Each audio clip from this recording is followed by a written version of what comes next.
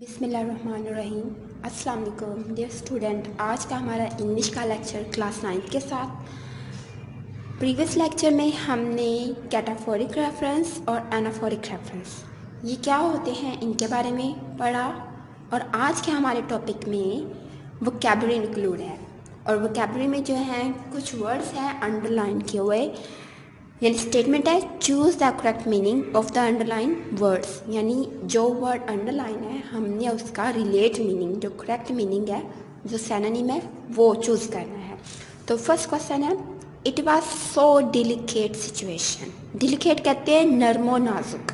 आपने इनके उर्दू मीनिंग भी याद करनी है। डिलिकेट मीन नरमो नाजुक। अब 4 ऑप्शन है, इनमें से देखिए डिफ़िकल्ट, मुश्किल, इजी, आसान, सेंसिटिव। यानी सेंसिटिव क्या होता है, ये हसास होता है। तो डिलिकेट और सेंसिटिव ये क्या है, सेम मीनिंग है, लिहाजा हम इस पे टिक का निशान यानी इसको हम चूज़ कर लेंगे। सेकंड क्वेश्चन है, Abu Jahl began knocking at the door violently. Violently कहते हैं शिद्दत के साथ, बहुत ज़ोर से जो है ज़रब लगाना, यानी अबू जहल ने शिद्दत से दरवाज़ा खटखटाना शुरू कर दिया। तो इसका जो आंसर होगा, अब देखें, पोलाइटली शाइस्तगी से, स्लोली आहिस्ता से, फोर्सफुली यहाँ पे ऑप्शन सी, यानी बड़ी भरपूर ज़रब के साथ, ताकत के साथ उसने दरवाज़ा खटखटाना शुरू किया। क्वेश्चन नंबर 3 है, she simply posed a counter question that infuriated Abu Jahl. Infuriated यानी ये भी क्या होता है, इश्ताल अंगेज़। तो वो कहते हैं उन्होंने बस जवाबी सवाल किया जिसने अबू जहल को इश्ताल अंगेज़ कर दिया या गज़बनाक कर दिया। तो इसका देखें, प्लेस्ड होता है खुश, हेड मदद, इनरेड होता है गुस्से के आलम में भर जाना। तो ये इसका आंसर है, ठीक है। उसके बाद है 4, she remain steadfast and did not reveal the secret. Reveal कहते हैं जाहिर करना, स्टीडफास्ट कहते हैं मुसलसल डटे रहना। तो इसका क्या होगा, patient, firm and resolute, ready to face या प्रिपेयर्ड फॉर द रोस्ट।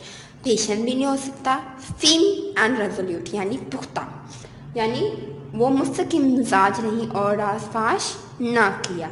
फीम का मतलब यानी अज़म करना, पुख्ता रहना। तो ये इसका आंसर होगा ऑप्शन बी। उसके बाद नीचे आ जाते हैं, consult a dictionary to find the meaning of the following words और phrases and use them in sentences. यानी हमने क्या करना है कि इनके जो मीनिंग है, मेड विद एंगर होता है गुस्से से पागल हो जाना, फिट ऑफ फ्यूरी ये भी इश्ताल अंगेज होता है, रिवेल द सीक्रेट क्या होता है, ये होता है राज को फाश करना, रेजोल्यूट, एलिवेट, यानी ये सारे जो दिए हैं वर्ड्स आपने इनके उर्दू मीनिंग पहले याद करने अच्छे से, फिर आपने उनको सेंटेंसेस में यूज़ करना है। जैसे कि for example made with anger यानी गुस्से से पागल हो जाना। तो इसका आप किस तरह से बना सकते हैं, पहले आपने क्या करना है कि इसको इंग्लिश में जो है इसका मीनिंग जो है राइट करना है। बिसाइड वन साल विद रेग, यानी जब कोई गुस्से के आलम में गुस्से से पागल हो जाता है, आपने इसको इंग्लिश में रिप्रेजेंट करना। उसके बाद देन आपने जो है ना इसका सेंटेंस बनाना है। तो जिस तरह मेड विद एंगर है, इसको इंग्लिश में हम क्या, बिसाइड वन साल विद रेग, यानी जब कोई गुस्से से पागल हो जाता है। He went made with anger, यानी वो गुस्से से पागल हो गया।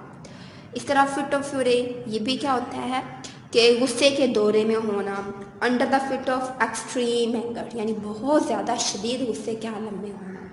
तो इसका सेंटेंस हम बना लेंगे, अबू जहल स्लैप्ड हज़रत अस्मा इन अ फिट ऑफ फ्यूरी, यानी अबू जहल ने हज़रत अस्मा रज़ियल्लाहु को जो है गुस्से के आलम में थप्पड़ रसीद किया या थप्पड़ मारा। इस तरह ये आप सारे खुद करेंगे, होमवर्क में भी आपने यही करने हैं, ठीक है। अब हमारा अभी आज के लिए तो ये काम बहुत कम है, लिहाजा हम एक नाउन ग्रामर का टॉपिक है कि एब्स्ट्रैक्ट नाउन क्या होता है, अब हम इसके बारे में पढ़ेंगे।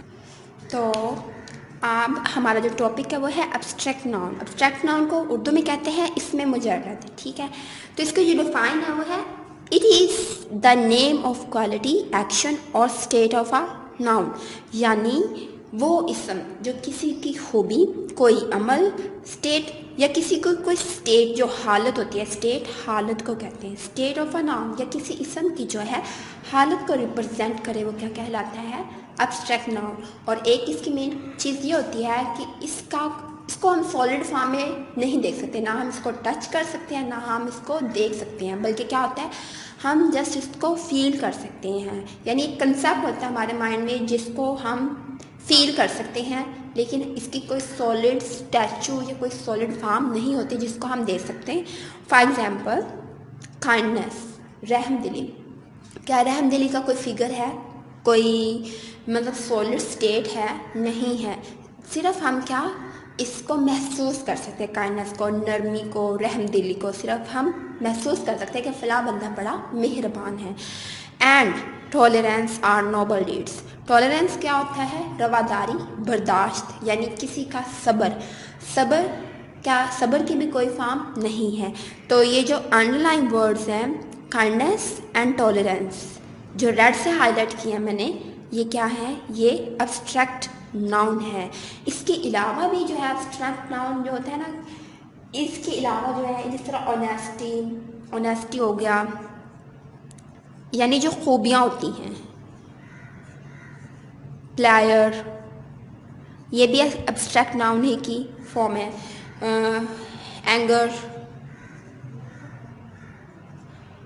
इसके अलावा जो है ब्यूटी, लव, और ज़्यादातर जो एब्स्ट्रैक्ट नाउन यूज़ होता है वो ग्रामर के लिहाज से पर्सोनिफिकेशन का जो होता है ना पोर्शन, उसके लिए यूज़ किया जाता है। यानी एब्स्ट्रैक्ट नाउन हो गया या नॉन लिविंग थिंग होगी, ये ज़्यादातर बिलोंग करते हैं पर्सनिफिकेशन से। यानी पर्सनिफिकेशन क्या होता है कि जब हम एब्स्ट्रैक्ट नाउन या फिर लाइफलेस ऑब्जेक्ट के अंदर जो है जिंदा यानी जानदार जो लिविंग थिंग की जो क्वालिटीज़ हैं उनकी क्वालिटीज़ को पुट कर देते हैं तो वो पर्सनिफिकेशन बन जाता है। For example the sun is dancing, the sun is dancing, ये है पर्सनिफिकेशन। या फिर अगर हम इससे बनाएं तो काइंडनेस से मैं एक फिक्र बनाऊंगी। काइंडनेस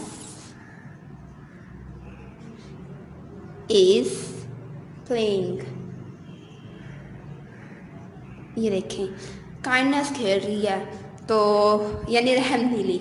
अब ये क्या है इसके अंदर, ये तो क्या थी, ये एब्स्ट्रैक्ट नाउन है, काइंडनेस एब्स्ट्रैक्ट नाउन है, लेकिन हमने इसके अंदर प्लेइंग जो है ये क्या है, ये किसकी क्वालिटी है, ये लिविंग थिंग की क्वालिटी, और ये हमने किसके साथ अटैच कर दी, एब्स्ट्रैक्ट नाउन के साथ, और ये कहलाती है पर्सनिफिकेशन।